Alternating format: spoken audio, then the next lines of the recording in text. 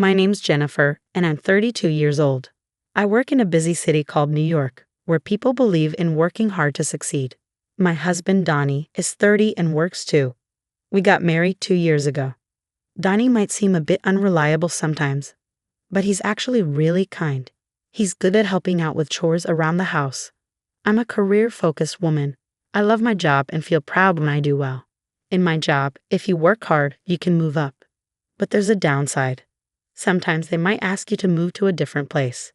And if you want to have a baby, there's no rule about taking time off. Many women quit their jobs when they get married or have kids. I used to think the same way. I wanted to focus on my career and didn't plan on getting married. When Donnie asked me to marry him, I said no at first. I told him, I love my job. I'm in charge of a team now, but I want to go even higher. I can't imagine settling down or having kids. But Donnie understood. He promised we'd share the chores and wouldn't have kids. Eventually, I agreed to marry him because he was so understanding. Both Donnie and I work, so sometimes we don't split the chores exactly as we planned. But we help each other out, and I think we do pretty well. Sometimes my in-laws make annoying comments like, "You should focus more on your home than your job," or, "When are you having kids?" But it's not too bothersome because Donnie always supports me. Living with Donnie has been nice, and I've learned to enjoy being married. Then, one day, my boss, who's the head of our department, called me about a possible move to a different office. He said, "What do you think? You'd work at a branch office for a while, but you'd come back here after 2 years. You'd have a good position there, and if you do well, you'll get promoted when you come back. You might even become the first woman to lead a department. It's a pretty good opportunity, right?" Accepting or refusing this move could decide if I'll get promoted at my job. Everyone who's become a boss or higher has done a move like this. If I say no, I might stay in my current job, but I could also get moved to a less important position. Before I got married, I would have taken this chance right away, but now, being married made me feel hesitant. I told my boss, "Thank you for thinking of me. Personally, I'm interested, but since it involves moving, I want to talk to my husband first. Can I give you an answer after that?" He said, "All right, you're married. You can choose to go alone or move with your family. Talk it over. I'm hoping for a yes." When I got home, I talked to Donnie about it. I've been offered a job transfer. I might have to move to the countryside, but if I do well for 2 years, I can come back here. And if I keep doing well, I could get promoted. I want to take this offer if you're okay with it, Donnie. We can move together, or I can go alone. What do you think? At first, Donnie was surprised, but then he thought about it and said, "If you take this transfer, Jennifer, your dream could come true, right? I can't move with you because I have my job here, but don't worry about me. Go for it."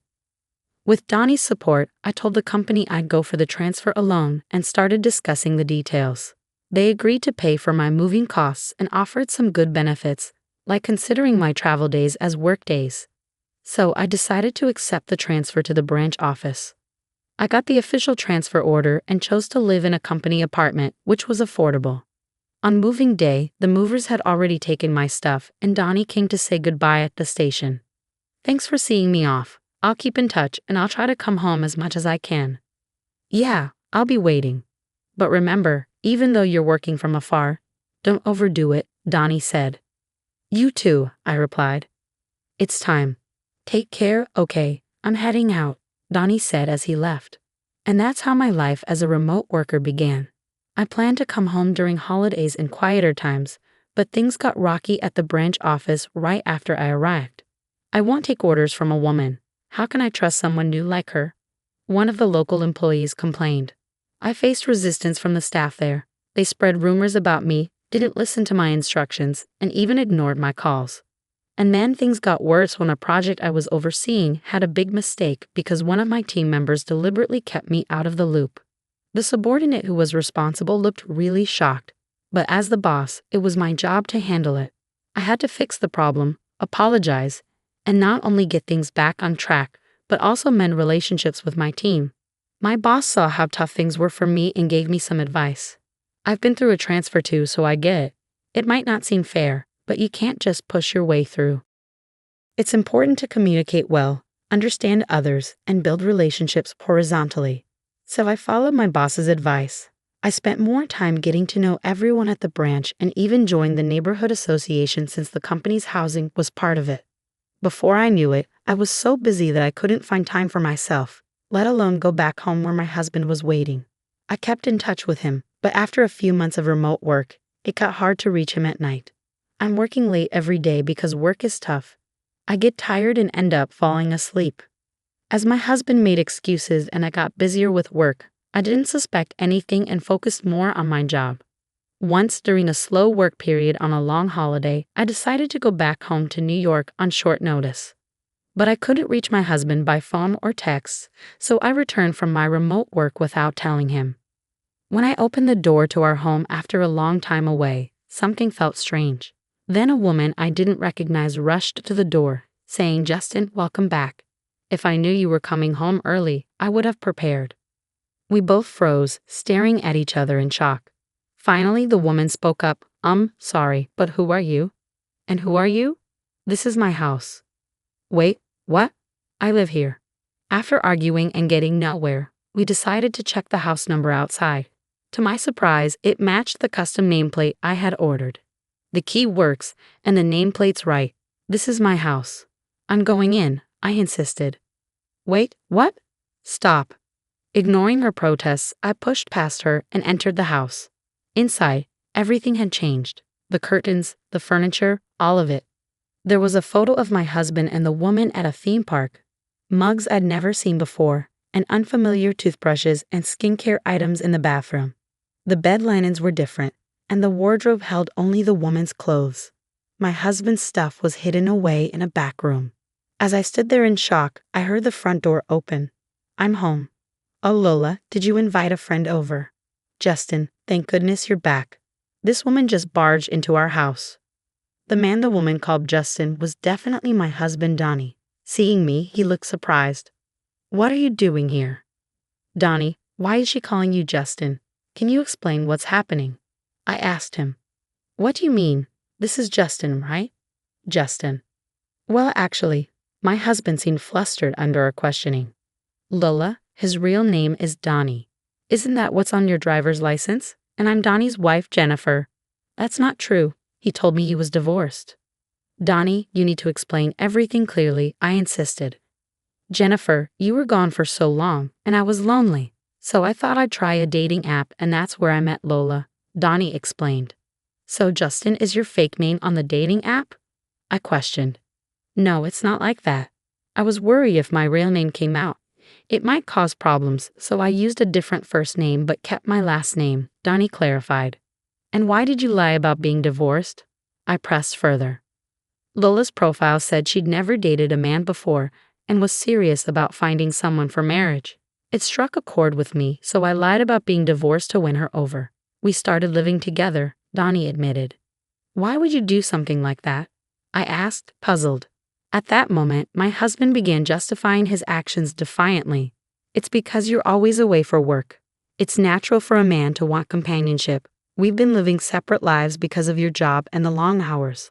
I just wanted a warm home where my wife would be there with dinner when I got back." I was shocked to hear this, as I always thought my husband understood and supported my career, but that doesn't excuse what you did. What you did was wrong. If you wanted to be with someone else, you should have ended our marriage first. Why didn't you do the right thing? I cared about both of you. I never wanted to leave either of you. After everything you've done, I was bound to find out when I came back. It's unbelievable that you thought you could deceive me like this. Well, it's your fault for not keeping your promise and coming back. If you had, I wouldn't have even thought about cheating. What on earth? I've told you how hard work has been, and you still did this. I yelled, feeling a mix of anger and hurt. Our argument escalated into a shouting match, with the woman my husband cheated with standing there, looking stunned. She realized she'd been tricked by a married man into his mess. "So everything was a lie. You played me for a fool." "I'm leaving right now," she exclaimed. "Lola, wait, it's not what you think," my husband pleaded, but it was too late.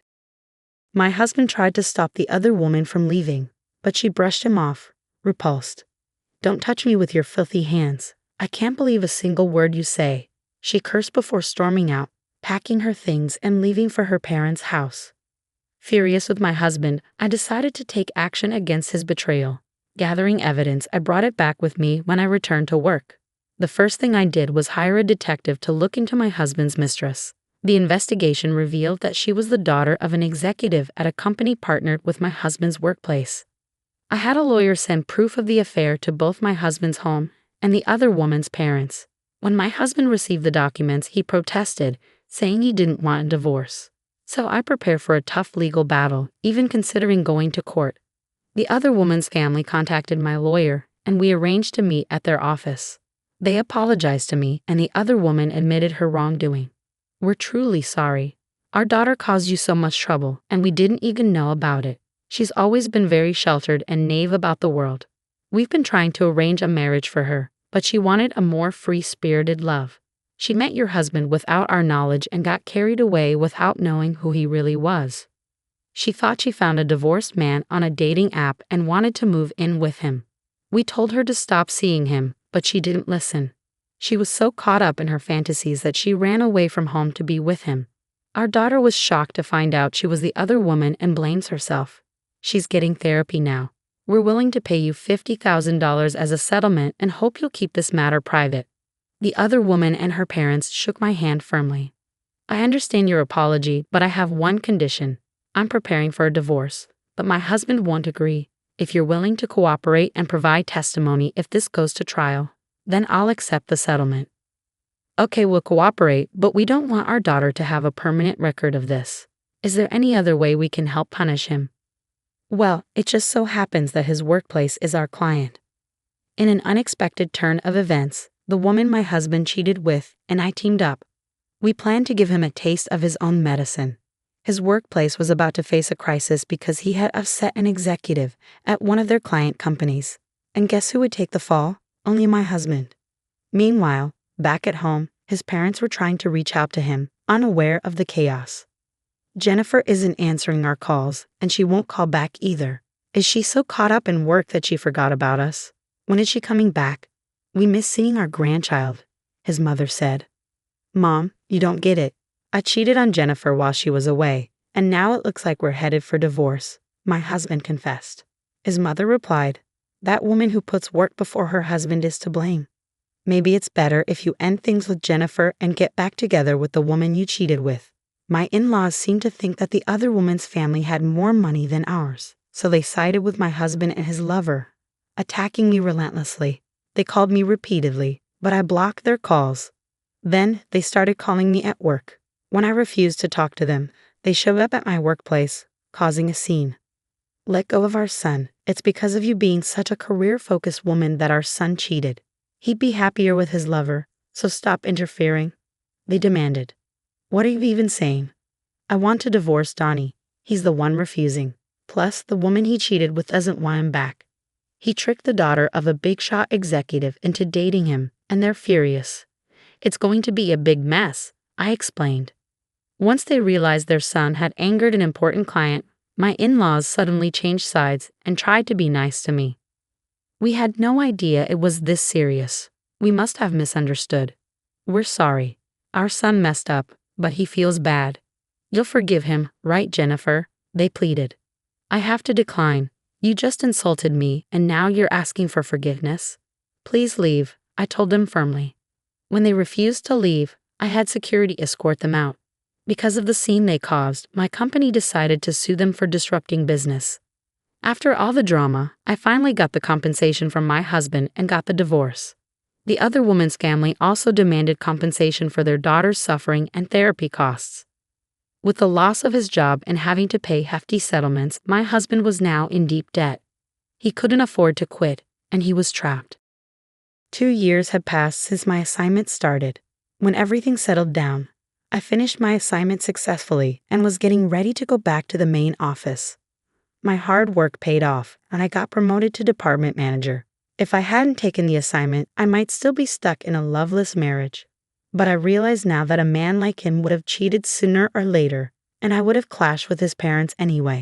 I've learned that I'm better suited for work than family life, and I'm incredibly fulfilled and happy now.